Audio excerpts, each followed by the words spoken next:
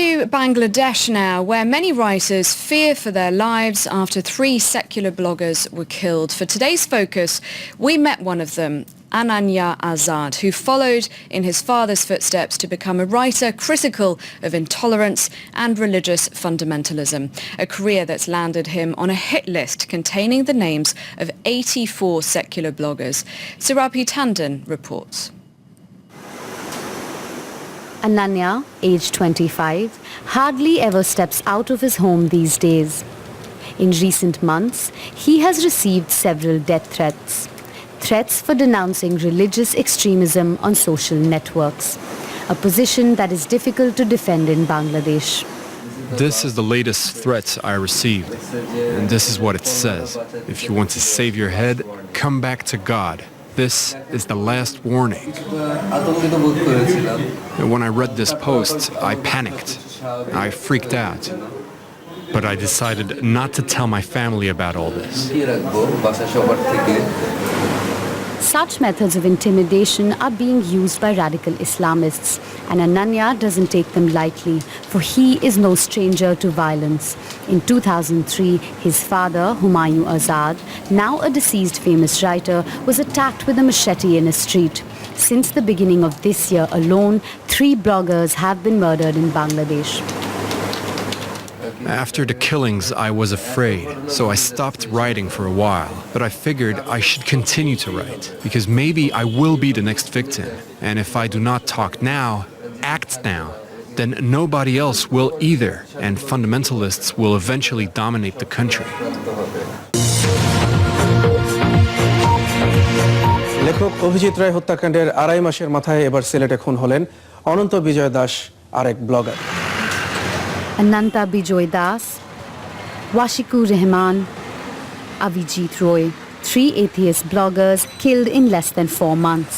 Avijit Roy had returned to Bangladesh after a 3-year exile when he was brutally murdered on this sidewalk, right in the heart of the capital city of Dhaka. The culprits remain unidentified and are still at large, but Avijit's father has no doubt about their identity.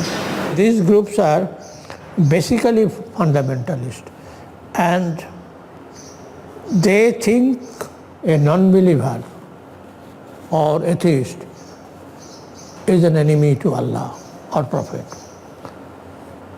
and according to their training they have no right to exist in the world.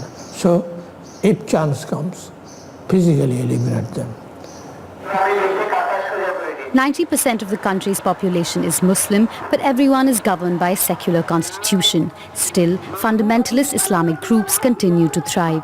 The recently established Al-Qaeda branch claims responsibility for the assassination of Avijit Roy.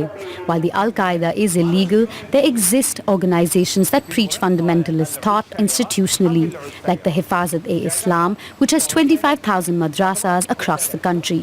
Its leaders demand death penalty for anyone criticizing Islam. We would like to make an Islamic committee that will suggest new laws to the government. This committee will follow the Sharia law, which clearly states that those who insult Islam or any other religion should be given the highest form of punishment.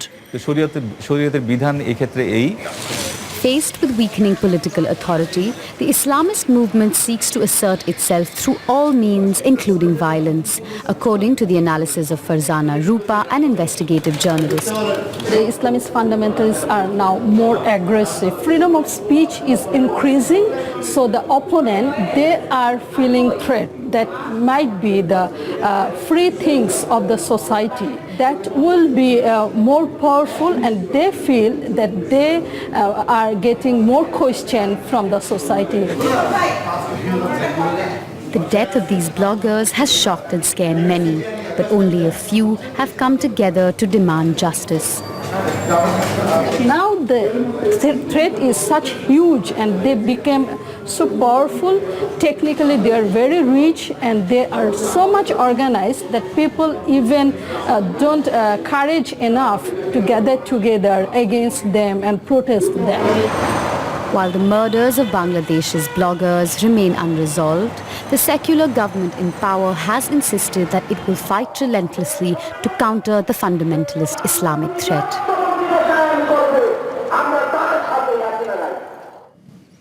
Joining me now is Benjamin ISMAԻL. He's the head of the Asia Pacific desk at Reporters Without Borders. Hello, thanks very much for joining us. Now, in our report, there's a reporter who says that it's actually because there's been an increase in freedom of speech that opponents to freedom of speech are feeling threatened. Do you agree with that? Not really. They have always been some outspoken critics of Islamist groups and Islamist parties in Bangladesh.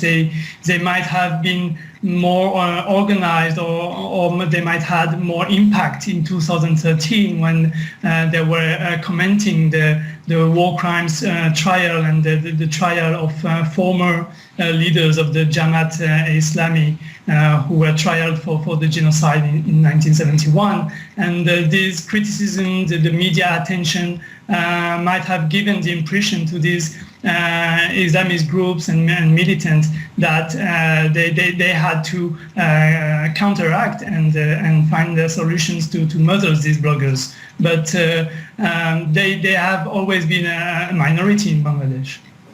Now, our report ends by saying that the government says it's fighting against extremists. What exactly is it doing?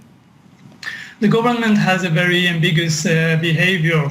Back in 2013, again, it was following the recommendation from the Islamists. They had set up an anti-blasphemy committee against the bloggers. The bloggers were threatened, call for hatred, and the call for the killings could be seen online. But the government was not really reacting to that. They were arresting the bloggers and investigating them for their publication online. Since the killing of Haider in 2013 and now the three killings in 2015, they have started to change a little bit, but we are still facing a total impunity. No one has been convicted for the murders of the bloggers, Roy and Das and the others, and they are still very passive in regards to the attacks and the threats against the bloggers.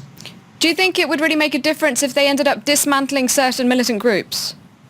Yeah, they have banned some groups in last May, but there are many different authors of threats, and they are able to reform online. In the report you were mentioning Al-Qaeda reclaiming the murder of Avijit Roy, but other groups have also claimed this murder, and we don't know who is behind this group. It's basically they open accounts online, and we know that they have links with private individuals who can support them financially, and they may even have links with political parties who are backing them up, who are financing them. Is the government doing anything, though, to protect these bloggers who feel threatened? Not really. These bloggers are currently hiding in their homes or in other places because they have to move from their own place. We receive more and more here at Reporters Without Borders letters and emails asking for requests, and many of these asking for assistance in order for them to find a safe house or even to leave the country. Many of them have already left. The famous blogger Asif Mohyuddin is now in Germany. Subrata Shugo is also in Denmark, and many others are trying to leave because they feel the authorities will not help them get in a secure location, will not protect them, and they have no other solution than leave their family. So with bloggers leaving the country and a perceived culture of impunity, do you think in the end extremists are going to win? these bloggers can still and are still writing from outside the country. For us, the number one priority is to protect the bloggers and ensure that they are living safely. And of course, it will harm the freedom of the press and the freedom of information in the country. The murders really do have a chilling effect. So then it's really up to the Bangladeshi authorities to conduct thorough investigations, to apprehend suspects and convict the authors, the perpetrators and the commentators of these murders in order to let the fundamentalists, the Islamists know that they cannot make these crimes and go unpunished. Okay, thank you very much indeed, Benjamin Ismail. We'll leave it there. Benjamin Ismail from Reporters Without Borders.